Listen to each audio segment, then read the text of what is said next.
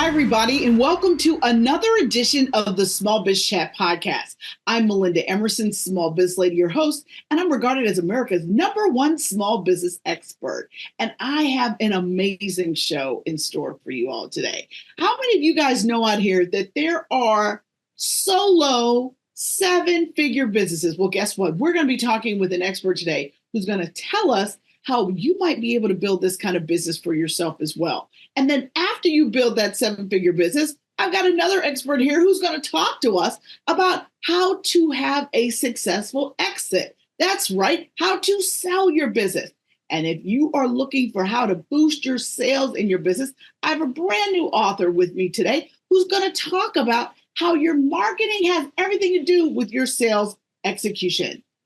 So listen, on the Small Biz Chat podcast, we are all about peer-to-peer interview. We're going to give you great information from multiple perspectives that you wouldn't be able to find in other places. Now, the mission of the Small Biz Chat podcast is to end small business failure. And you can see our broadcast on my Small Biz Lady YouTube channel or on Twitter. Now, the goal of our Small Biz Chat podcast is really to help you grow your business and take you to the next level. I'm so excited to introduce my guest for this week. We have author Elaine Pofeldt. We have business consultant and expert exiter. Her name is Maggie Lord. And we have a brand new sales expert and author, Valdez Lasartemav. All right, so I'm so excited to now introduce you to my first guest, Elaine Pofeldt. And she is going to talk to us about how to build a 7-figure solo business. Elaine is an independent journalist who specializes in small business, entrepreneurship, and career. She's the author of $1 Million One-Person Business, and she takes a look at how entrepreneurs are hitting 7 figures in revenue when they are the only employee, tapping into automation and other technology to scale their effort. Her work has appeared in Fortune, Money, CNBC, Inc., Forbes, and Crain's New York, and many other business publications. She's also the former editor of Fortune Small Business. You can get more information about her at ElainePofeldt.com. All right, Elaine, tell us, how is it that you came to, write this book about solo 6-figure businesses? I was incredibly intrigued when I heard the title. Oh, thank you so much, Melinda. And it is so great to be here. What a roster of guests. And a lot of the stuff we're doing is very interrelated. So I'm excited to be on this panel. I started looking into this as a blogger for Forbes. I've been writing about small business for several decades, and I came across these statistics on non-employer businesses that the U.S. Census Bureau puts out, and they look very boring at first glance, but they're filled with exciting news. And what I found was that there were a certain number of businesses that have no payroll. They have owners, but no paid employees, that were getting to 1 million to 2.5 million generally. There were some that were even above that. And I wrote a blog post about it, and it went viral. People were writing to me from all over asking me, what were these businesses doing? All I had were the industrial codes that the Census Bureau uses, because when we fill out those surveys, we don't want them giving out our personal information. So to find out who they were, I wrote to the readers of Forbes, and one by one, they started writing into me. And the first 5 that I found were in a very wide range of businesses. One was Rachel Charlupski, running the babysitting company at the time, it was from her BlackBerry, and she had a whole posse of babysitters all across the country. Alan Walton ran an online spy camera store, so for nanny cameras and things like that. Dan Mezaritsky was a fitness trainer who was licensing out his fitness methodology. We had a personal finance guru who had a newsletter, and so on. And over time, more of them wrote to me. Now I've probably been in touch with about 100. And I found that the average person in business is less interested in becoming the next hot startup and really wants to have a great lifestyle business where they make great money, can live anywhere they want, but have control of their time. So that was what led to the $1 Million One-Person Business. And then later, my next book, Tiny Business, Big Money. Well, so talk to me about the real numbers, though. Okay, so you talked to 100 people, but how many are there really? Like, what is the trend of these $1 million solopreneurs? Well, in the latest round of data, there were 53,460 businesses with 1 to 2.49 million. And that number is up nearly 48% since 2012, which is very exciting. And there are another 3,200 and change, bringing in between 2.5 million and, in some cases over 5 million. But those are more the outliers. Those are people like actors who have their own business, hedge fund managers. There's a lot in financial services, and it isn't the norm, but the biggest group has been growing tremendously. Wow. That's a lot bigger number than what I thought you were gonna say, actually. I mean, 55,000 people, that's a lot of people that run in, which means anyone can do it, right? If you do it the right way. So let's talk about what are the industries or niches that you really see people that are able to do this? Well, the biggest one is the most surprising one, and it's professional services. We've heard so many gurus say, don't trade time for dollars, right? You're wasting your life trading your time for dollars. And the truth is they're doing quite well with it, because many of these professionals are very smart about doing things like informational marketing. They'll have paid webinars, they have ebooks, they have all kinds of digital forms of information that they're selling to scale their messaging. Because if they sat down one-on-one with every client, they would never be able to reach that many people. And now it's gotten easier than ever because of all the different platforms out there like Kajabi and, all the rest of those, for the average person on an average person's budget to achieve that number. The fastest growing categories, interestingly, are finance and insurance. So there are a lot of independent people in these small agencies, CPAs, people like that. And construction is another one. Even though interest rates are very high, there is a lot of construction going on, and those are businesses that often use outsourcing where they're subcontracting and things like that. So you can be a solopreneur. But there are some other areas too that are quite big: real estate rental and leasing. There are people that are the kings and queens of Airbnb and things like that. That's a hot category. E-commerce is a really big one, B2B e-commerce in particular, because you're doing bigger ticket sales. Even just service businesses, things like being a nutritionist, but again, scaling your messaging. Maybe you have a cooking academy or something along those lines. Mm-hmm. What about AI, and how is AI affecting these one-person businesses? Is it making more of them, or is it endangering that group of people? AI is incredibly empowering for this group of businesses. Now, the census data also shows that less than 3% of small businesses are currently using AI. But interestingly enough, professional services are the largest group that are, and they're at about 9%. So you can sort of see how that correlates with the largest group of those that are scaling. What it does is it allows one person to scale what they can accomplish in any given day. It also lowers the barriers to entry to running a business. Historically, women and people of color have been denied access to capital, and that has been a big barrier to scaling. But in this category of non-employer businesses, you don't necessarily need a banking relationship because you don't have to make payroll.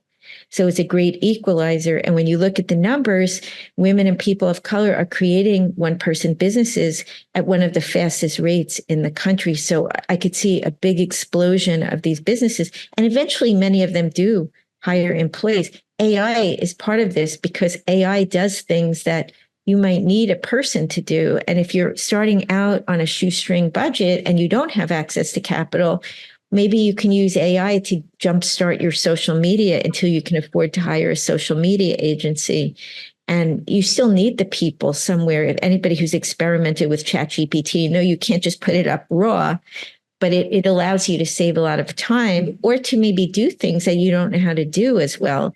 There are a lot of prompts that you can use to ask it to do things that maybe you don't have the technical proficiency to do. I even did a story. It was an app called Chic where the founder did not know how to code. He used low code and no code tools, but he told ChatGPT what he wanted the no code and low code tools to do. So he was able to get it into the Apple store. And I thought, wow, when this catches on and you have all the gurus teaching all of us how to do these things, there's going to be an explosion of creativity, because now you don't have to hire the tech team or the engineers, and the engineers themselves can scale their impact. So it's not like they'll be put out to pasture. They'll be able to do more interesting things too. So it's tremendously empowering and exciting, I think, for all of us. I look at it almost like cloud computing, where that allowed a lot of people to do things that previously you had to hire other people to do.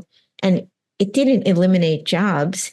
It just changed which jobs we had to hire people to do and allowed us to use automation more. I completely agree. And when we come right back, we're going to talk more with Elaine about how to build a solo 7-figure business. You're watching the Small Biz Chat podcast, and we will be right back.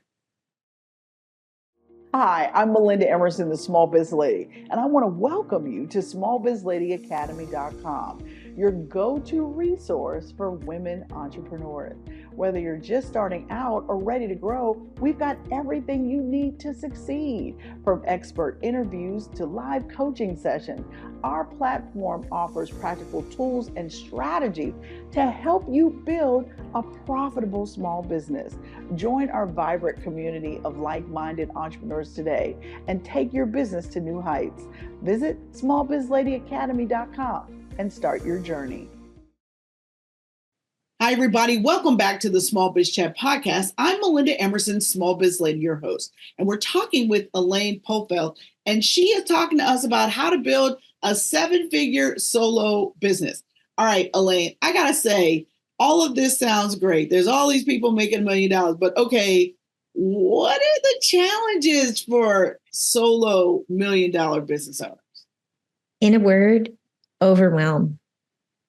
There's a lot to get done in any solo business, and you can really overwhelm yourself with that list of to-dos. What these $1 million entrepreneurs have done is reduce the overwhelm by using contractors, people like myself who provide services, who are glad to be a contractor. They don't want to be on your payroll necessarily. Using outsourcing like Fulfilled by Amazon in an e-commerce business, or using automation. And that's a good way to keep yourself from drowning in all of the work of realizing your ambitions. Now, what about personal branding? It seems like if you're a solopreneur, you better be doggone good at branding yourself and branding what your offerings are. Can you talk to us about the connection between being a successful personal brand and really having a successful solo business? Sure. Well, it's very important to the solo business because one of our strengths is that we aren't General Motors. People are dealing with a real person. They like that about dealing with a small business. So you want to show your personality in whatever way you're most comfortable. If you're an introvert, it might be through email marketing. If you're an extrovert, maybe you're going to trade shows, or you're doing YouTube videos or podcasts or things where you're expressing your personality. It's really a matter of finding out what works for you, but you do have to show it in some way. All right. And what is the best business advice you have ever received? Just do it, the Nike slogan, because there are a lot of people who are dreamers of having a small business, but it takes some lead time to get going. So if you can take just one step to move yourself forward today, then tomorrow you'll be that much closer to the goal. Love it. Love it. Thank you so much, Elaine. I really appreciate all of your valuable wisdom. And we're going to come back to you, so don't go away. Hi, I'm Melinda Emerson, the Small Biz Lady, and I want to welcome you to SmallBizLadyAcademy.com, your go-to resource for women entrepreneurs. Whether you're just starting out or ready to grow, we've got everything you need to succeed. From expert interviews to live coaching sessions, our platform offers practical tools and strategies to help you build a profitable small business. Join our vibrant community of like-minded entrepreneurs today and take your business to new heights. Visit SmallBizLadyAcademy.com and start your journey. Welcome back, everybody, to the Small Biz Chat podcast. I'm Melinda Emerson, your host, and now it's time for me to introduce my guest, Maggie Lord. Maggie is an early pioneer in the online digital wedding media space. As the founder and CEO of Rustic Wedding Chic, Maggie led her company for 12 years before it was bought by David's Bridal in 2020. Maggie is also the author of 6 books. Today, Maggie has become a sought-after strategic advisor for female-founded brands, allowing her to focus on sharing her knowledge and expertise with other like-minded entrepreneurs. Maggie and her entrepreneurs have been featured in Forbes, the New York Times, Business Insider, Success Magazine, and so much more. For more information, you can go to maggielord.com. Hi, Maggie. So nice to have you on the SmallBizChat podcast. Hi, thank you for having me. Well, you got to tell me your backstory. How did you become an entrepreneur? Yeah, I started a business at 26. I was finishing grad school. I was currently engaged to my now husband. I was very excited about it. But if you go back to 2007, 2008, there was no Pinterest, there was no Instagram. There was not a really great way to communicate your vision to your vendors. There was a few other wedding blogs at the time, but it was really kind of more of a personal blog space. And I started to really find great content, and I worked with photographers to feature all of their beautiful weddings. And we literally had a readership before I had a plan for the company. And fast forward a couple of years after that, we were able to be very early on in the process with Pinterest and Instagram. And that led to that next boom for us, where we were able to amass millions of monthly readers. I was very excited over those years to be able to license our name to product. And like you said, write books, and really kind of stand out in the wedding world, which led me to the point where I had then gotten married and had 3 kids through the process. And even though I loved being an entrepreneur and loved Rustic Wedding Chic, I felt it was like the kid who doesn't go to college and lives in your basement. Like it was time for the business to go to its next level. I had been a solo entrepreneur for all those years with contractors and very junior staff, and, was really ready for the company to move to its next phase. And it was acquired by David's Bridal in 2020. Wow. And you dodged the bullet with that, because David's Bridal bought your company, and then Lord, David's Bridal got into trouble right after they did it. So I hope the check, you got all your money up front. All right. So let's talk about the key components of a solid exit strategy, right? Because everything I know, I actually, interestingly enough, started my business when I was 26 years old. So I'm celebrating 25 years this year.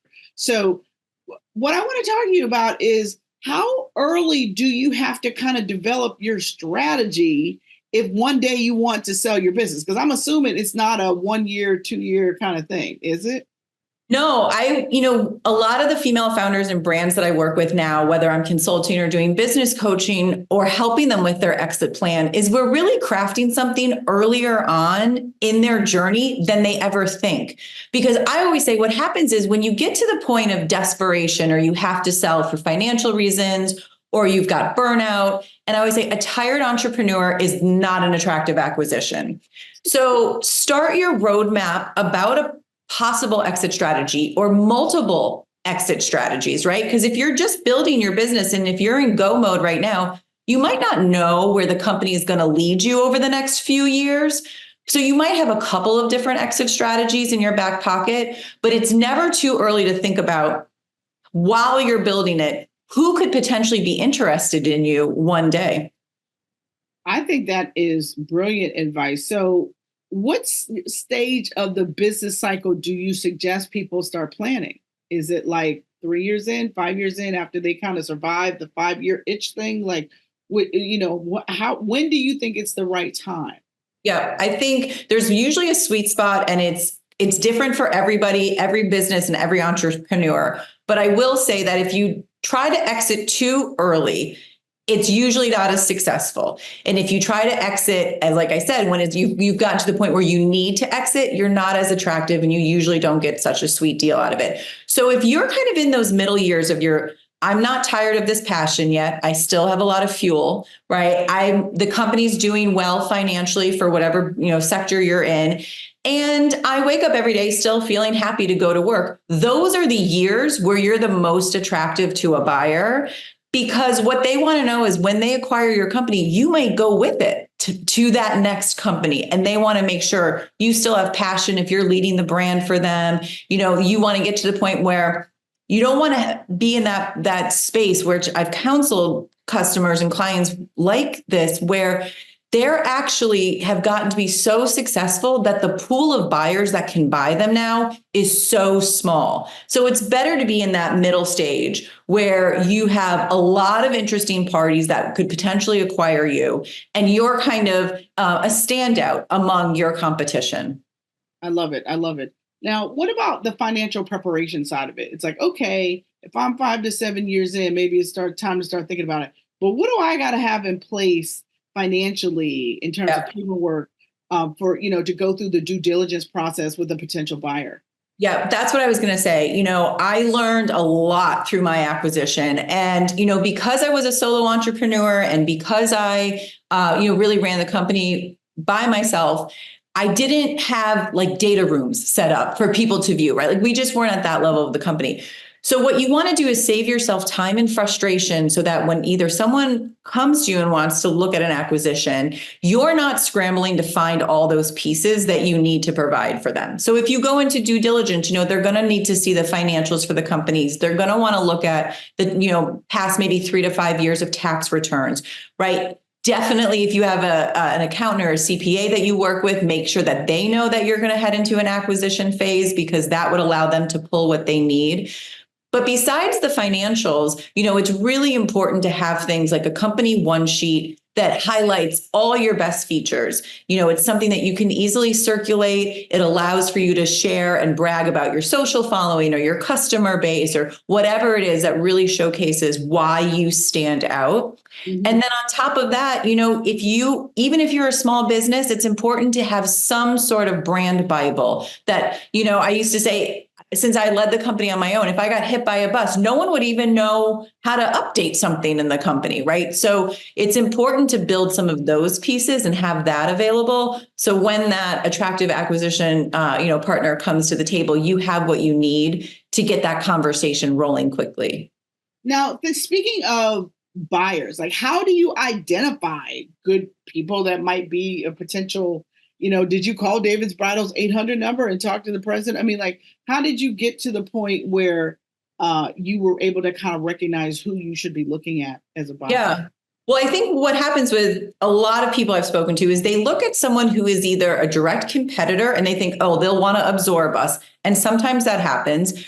But, I think you really have to get creative. And I tell all my clients, no matter what phase we're in, that you really should have an ongoing running list of potential buyers at some point, right? Just keep that living, breathing document going, add to it, as interesting companies come across your screen.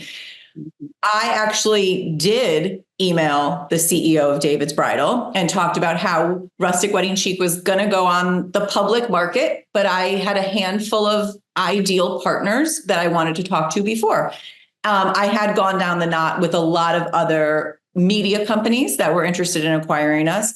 But I knew the secret sauce in the way that you need to communicate to someone who's interested in purchasing you is what can you do to expand their customer life cycle, right? So Rustic Wedding Chic obviously got in front of the bride at 12 to 14 months before her wedding. David's Bridal, really engages when she's ready to purchase, which is usually around 9 months. So we were extending the life of being able to communicate with the customer. So it's those creative ways that you can look at who you could be working with, who could potentially acquire you, and how that is going to help them be able to either reach more customers, be able to extend their sales funnel, whatever it is. But I'm a firm believer in that usually the person who's perfect to purchase you is not the one that automatically just comes up as the first thing in your brain. I love it. I love it. And when we come right back, we're going to talk more with Maggie Lord about what you need to know if one day if you want to sell your business. You're watching the Small Biz Chat podcast. Stay with us. Hi, I'm Melinda Emerson, the Small Biz Lady, and I want to welcome you to smallbizladyacademy.com. your go-to resource for women entrepreneurs. Whether you're just starting out or ready to grow, we've got everything you need to succeed. From expert interviews to live coaching sessions, our platform offers practical tools and strategies to help you build a profitable small business. Join our vibrant community of like-minded entrepreneurs today and take your business to new heights. Visit smallbizladyacademy.com and start your journey. Hi, everybody. Welcome back to the SmallBizChat podcast. I'm Melinda Emerson, Small Biz Lady, your host, and I'm talking with Maggie Lord about what you need to know if you want to have a successful exit from your business. All right, Maggie, I got to ask you, so how do I get fair value for my business? Because it seems like valuation is in the eye of the beholder. So talk to me about, how you were able to negotiate that. Yeah. So when you're really looking at your company, I think a lot of times people come to the table and just think straight numbers. And if they have some sort of sales, it's going to be, it's 5X, 10X, 3X, whatever it is. I say scrap that completely, because it's about getting creative, because there are things to you and your company that are of value that you can't put a dollar amount on, such as your social footprint. Is that massive, right? How does that translate to dollars for you? So when trying to come up with a valuation, yes, there are some things that you can look at, the revenue that the company is making, all of those sort of things. But I would say look at a full 360 scope of the brand and put a dollar value on those things that the person who's going to acquire you can't automatically easily get. So again, if it's like the social footprint that you have, that's going to allow them to scale your brand so much better and easier. And so I would say it's not just about a straight numbers game. It's about looking at the entire company and seeing where your company has value. I love that. And then tell me, how important is confidentiality when you're first starting the sales process and when you're close to actually closing the sales process? How does that, how can you kind of keep your potential buyers from outing you to even your staff or other potential customers? Yeah, I think it's kind of like dating, where in the beginning it's all roses and everything's fantastic and beautiful. And as you get, through the process longer and longer and longer, it starts to get, sometimes can be frustrating, and sometimes it doesn't end with an actual acquisition. And so you would want to make sure that all the information that you've shared has been kept, perfectly confidential. And so, normally after maybe just one or two very light conversations, you would enter, into some sort of NDA, which really allows you to say everything we share from a legal standpoint is going to stay between us. Because if it doesn't end in an acquisition, you're going out again to new businesses and you don't want anything shared about, what you're doing. You absolutely can decide when it's right for you, if you have a staff or people who you work with, that you're going to share that information. So those are things that you can mutually agree upon, but you always have to look out for yourself, because it doesn't always end in that perfect acquisition marriage. And then how long does the process take? How long did it take you from the time David's Bridal acted like they were interested to the point where somebody handed you a check? How long did that take? So it's a little unique because it was 2020. I met the David's team in New York in March of 2020, one week before the world shut down. We had terms in a deal and everything was pretty much wrapped up. And I went over to the executive team at David's in July of that year. It was publicly announced in October. Okay. So I have worked with clients where they are in a due diligence and they have a letter of intent from a company, sometimes a month, 3 months, 6 months. It doesn't always have to be really drawn out. So you can say to yourself, you can obviously say to anybody you're speaking with, I'd like this to be let's fast track it. I'd like this to be, something that moves quickly so that we can move on with business. So I would say anywhere, the normal time that, of course, with legal things that come into it, take the longest. So I'd say you're looking anywhere from 3, 6 to 9 months to actually getting something done. Now, that's really interesting. You are the shortest person I have ever talked to that has sold a business. Everybody else I know is it could take 14 to 24 months. So that's really interesting that your process in the middle of the pandemic still moved forward so quickly. I guess because people had time on their hands so they could focus on it. I don't know, but That's really fascinating. So my last question for you is this simply: what is the best business advice someone gave you during this whole process of exiting your business? Yeah, the best business advice I ever got was that passion can be a profit, right? You can turn a passion into a profit. During this process, it really was, don't cash that check in your brain before it's done. I had been told many times that you can get down to the wire and the acquisition doesn't go through. And of course, that would be devastating. So someone said to me, don't cash that check mentally until everything is signed, sealed, and it's over and done. Excellent, excellent, excellent. Well, I really appreciate this information. You have absolutely no idea how timely it is for me. And we'll talk offline about that. But anyway, when we come right back on the Small Biz Chat podcast, we're going to talk about sales and the role of marketing in your successful sales process. You're watching the Small Biz Chat podcast, and we will be right back. Hi, I'm Melinda Emerson, the Small Biz Lady, and I want to welcome you to SmallBizLadyAcademy.com, your go-to resource for women entrepreneurs. Whether you're just starting out or ready to grow, we've got everything you need to succeed. From expert interviews to live coaching sessions, our platform offers practical tools and strategies to help you build a profitable small business. Join our vibrant community of like-minded entrepreneurs today and take your business to new heights. Visit SmallBizLadyAcademy.com and start your journey. Hi, everybody. We're back with the Small Biz Chat podcast, and now we're going to talk sales. And at the end of the day, if your business isn't driving sales, you've got a big problem, and you will soon be out of business. So today, I'm going to talk with my guest. His name is Valdez Lasartemav, and he is going to talk to us about the role of marketing in your small business sales success. So let me introduce him. He is a lifelong sales professional with over 30 decades of selling everything from shoes to securities. He began selling at 10 years of age, going door to door, selling subscriptions of the San Francisco Chronicle. These days, he's a business consultant focused on business development and helping small business owners learn effective sales strategies and techniques, emphasizing servant leadership. His new book is Marketing for Salespeople and How Servant Leadership Attracts Clients and Increases Sales. For more information, go to marketing4salespeople.com. Valdez, welcome to the Small Biz Chat podcast. Thank you for having me, Linda. Appreciate being here. All right. So tell me, how did you become so passionate about sales? Well, it's been a lifelong journey. I was looking for a career that had no limits.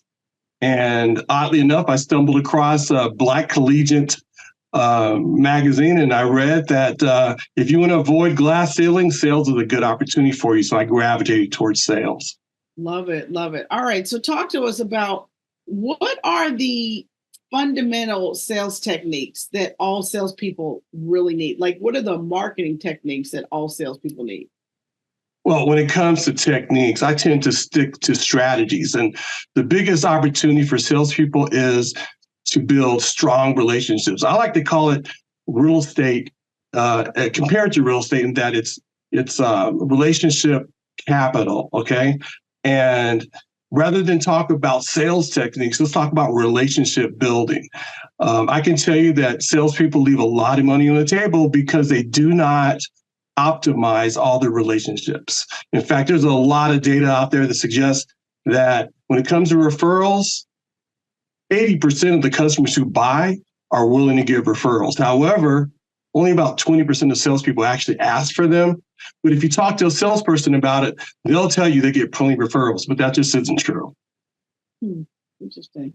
So why do you think that sales professionals should use personal branding to build those relationships? Because in order to really set yourself apart, you have to show that you have unique value. It's a very competitive market, and you can easily be commoditized.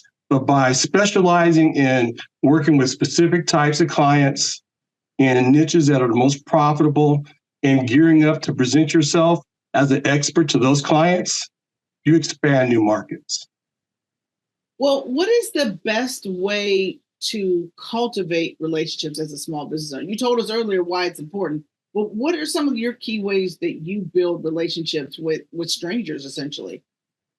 Well, you have to really get down deep into what your customers' motivations are, what your prospects' motivations are.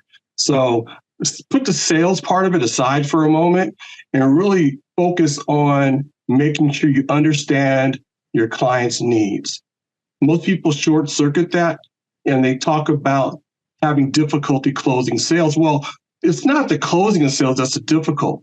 It's the information that you didn't gather in the beginning, finding out what the desires, the hopes, and the dreams are of your prospects and clients.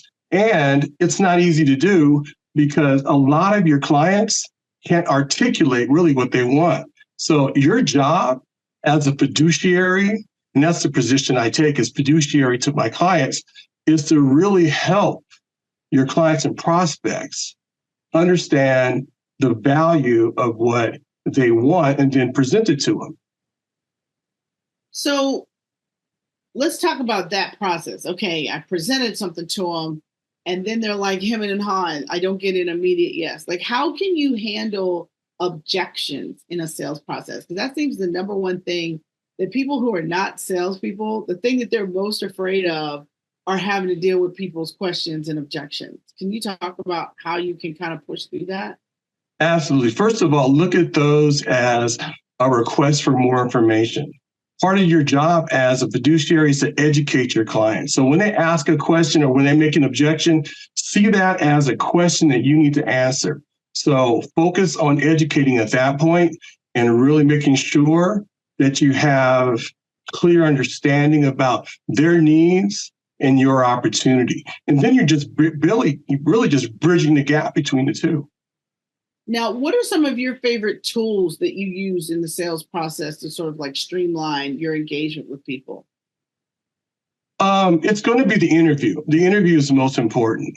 Once you have a successful sale with a client that you really think is a great client, the next part is expressing to them that you enjoy the business that you've done together and get them to introduce you to more people. That just doesn't happen as much as it should. Prospecting is the hardest part of salesmanship, and your best opportunity for more business will be your existing clients. No question. No question about it. I 100% agree with you. What about leveraging social media and online marketing, things like LinkedIn Sales Navigator and stuff like that? Are you a fan of that or no? I am, because social proof is everything. You should get permission from your clients to share the success stories because everybody likes a winner. So when you show that you've done wonderful things for one client, people will say, I want to do that too. And then what about some of the key metrics that business owners should be using to sort of like measure and improve their sales performance? I've once heard this statistic that for every 10 sales calls, you can expect to close 3. So 30% of your sales outreach efforts should at least be successful. Does that jive with what you think? Or, how should people be measuring their sales leads versus sales close ratios? That metric is a real metric. And that's why you want to focus on relationship building, because when you're introduced to another prospect from your existing customer, your metrics are 3 times better, because closing a referral, you do that upwards of 50%. Having to go cold with cold email or cold calls is actually worse than 3 out of 10. It could be a lot greater than that. And it's the reason why so many people don't last. I love it. I love it. All right. What is the best business advice you've ever received? The best business advice I've ever received is to be authentic and true to myself and to work with strong integrity. Integrity meaning that I should know as much about my products as humanly possible, and I should work to find out as much as I can about my prospects so that I make a perfect match when I make a recommendation. Love it. Love it. All right. Well, what I'd like to do now is bring back all of my guests today. So we're going to talk back with Elaine and Maggie and Valdez. I'm going to come together and we're going to do a quick panel that I like to call hit it and quit it, okay? And this is how this panel works. I'm going to ask each of you the same question. You only have 30 seconds to answer, and you cannot repeat somebody else's answer. So if somebody gives your answer, you got to come up with something else, all right? And if not, I'm going to give you the cowbell. I don't want to do that. So here's what we're going to do. And so, Elaine, since you have been waiting the longest, I will bring you back first. We're going to go Elaine, Maggie, and then Valdez for this first question. So this is an easy one, guys. Don't worry. The first question is, what is your favorite podcast? Favorite podcast? The Tim Ferriss podcast. The Tim Ferriss podcast. Yes, he wrote that book, 4 Hour Workweek, that I hate, but people love it. But okay. Great. Good podcast. All right. Maggie, what's your favorite podcast? I like The Diary of a CEO. I like that podcast too. That's a good one. All right, Valdez, what's your favorite podcast? I'll say Sales Gravy, but now I'm starting to really appreciate Melinda Emerson's podcast. You're so sweet. I like Sales Gravy too. He's a good guy. I like him. That's a good podcast. All right. Second question. Now, this one, Maggie, I'm going to come to you first, then you, Valdez, and then you, Elaine. All right. What is your favorite business app? Favorite business app? I have to say I use Google and Google Drive for everything because I can access it from everywhere. So that I use that all the time. Excellent. All right, Elaine, what is your favorite business app? I love Fathom, the AI note taker. It has saved me so much time. Fathom. I like that one too. All right. And Valdez, what's your favorite app? Chat GPT. I think that's mine too. Okay. Yeah. All right. Okay. Now, third question. This time, Valdez is coming to you first, then you, Elaine, then you, Maggie. All right. What is your favorite old school marketing tip? Old school marketing tip. Well, I'm going to lean on Peter Drucker, who said that business has only one objective, and that's to create customers. And so you have to look at it that way. Okay. All right. Elaine, what's your favorite old school marketing tip? It's all about getting yourself into the right rooms. I'm a really big believer in face-to-face meetings and one-on-one relationships. I agree. I will co-sign that good advice. And Maggie, what about you? I think you have to be able to explain in a few sentences what your business or brand can do to solve somebody else's problem. Yeah, you've got to have a succinct elevator pitch. I agree. I would also just add to that, is I think everyone should have a really good succinct bio. It is amazing to me as a podcast host how often people will send me bios and I am like, I don't know what this person does, right? You know what I mean? And I spend a lot of time rewriting and editing them for free and sending them back to people because it's like, this is terrible. This is not what I need. So that would be my best old school marketing tip. Have a really good 30 to 35 word bio that explains who you are, that makes people want to talk to you. All right. Last question, guys. And this one, I'm coming to you, Elaine, first, and then you, Valdez, and then you, Maggie. What is the best business book you've ever read? Oh, that's a hard one. I don't want to say that it's the best I've ever read because there are so many, but one that I really enjoy is The Company of One, which is a competing book, but it's in the same space. Paul Jarvis has really embraced the one-person business and was one of the forerunners in that space. Well, that's very big of you to give a competitor a shout out. I appreciate that. All right, Valdez, what about you? What is your favorite business book you've ever read? Oh, there's so many. I probably read 50 a year or more. But I'm going to go back to an earlier one by Frank Bettger, How to Raise Myself from Failure to Success in Sales. That is a good one. I think I read that one back in the day myself. All right, Maggie, what about you? What's your favorite business book? Yeah, I have one. It's not that old, just a couple of years old, but it's How to Build a Goddamn Empire. It just really spoke to me. I thought it was fun to read, and I've recommended it to all my clients. I've never heard of that one, so let me write that one down. And my favorite business book is 10X is Easier Than 2X by Dan Sullivan. I love that book. I think that book can change people's lives. It certainly changed mine. Well, thank you all for joining me on this episode of the Small Biz Chat. Please thank my guest, Elaine Pofeldt. She's the author of One Person $1 Million Businesses. You can grab it anywhere books are sold. Maggie Lord, she's the CEO and consultant for all things small business. You can head over to maggielord.com. And by all means, please pick up Valdez Lasartemav's new book. His book is called Marketing for in the Number Salesperson. Be sure to grab a copy of his book as well. And thank you all for joining me on this episode of the Small Biz Chat podcast. If you're thinking about starting your dream business, or if you're ready to scale your business, be sure to check out my new membership site for women entrepreneurs, SmallBizLadyAcademy.com. We are a community of people who are building happy lives, successful businesses, and having impact on the community. If you want to be a part of it, check out SmallBizLadyAcademy.com. My online school is called Small Biz Lady University, and we are going to be giving away 10 founding memberships. Now, if you get one of those, your price will be set for life. It will never change. So be sure to get one of those. Once they're gone, folks. So check us out at SmallBizLadyAcademy.com. The mission of the Small Biz Chat podcast is to end small business failure. I want to leave you all with this. There's just one thing you need to know about business. You never fail in business. Either you win or you learn. God bless everybody. Take care.